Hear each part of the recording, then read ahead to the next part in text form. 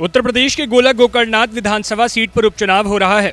इस सीट पर चुनाव में प्रचार के लिए समाजवादी पार्टी ने स्टार प्रचारकों की लिस्ट जारी कर दी है, जिसके बाद ये चर्चा हो रही है कि अखिलेश यादव इस सीट पर उपचुनाव में प्रचार करने जाएंगे।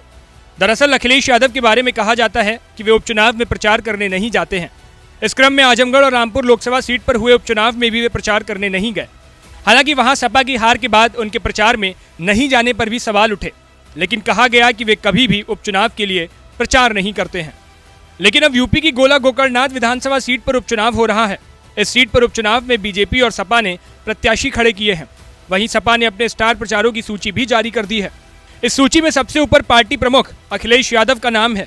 इसी वजह से ये चर्चा शुरू हो गई है कि सपा ने अब अपनी पुरानी रणनीति बदल दी है। इस वजह से ये भी माना जा रहा है कि अब अखिलेश यादव चुनाव में प्रचार करने भी जा सकते हैं। बात यहीं खत्म नहीं होती। ध्यान देने वाली बात है कि पिछले दिनों आजमगढ़ और रामपुर लोकसभा सीट पर उपचुनाव में बीजेपी ने पूरी ताकत झोंक दी थी। खुद मुख्यमंत्री योगी आदित्यनाथ ने कई रैलियां की। इधर सपा अध्यक्ष अखिलेश यादव इन सीटों पर प्रचार करने नहीं गए। नतीजा ये रहा कि दोनों सीटें जो सपा की थी वो भाजपा के पाले में चली गई।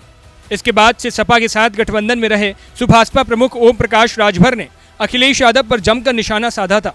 इस बार भी इस बात की चर्चा है कि क्या अखिलेश यादव गोला विधानसभा के उपचुनाव में प्रचार करने आएंगे। हालांकि अभी चुनाव प्रचार में अखिलेश यादव जाएंगे या नहीं, इसकी कोई पुष्टि नहीं हुई है।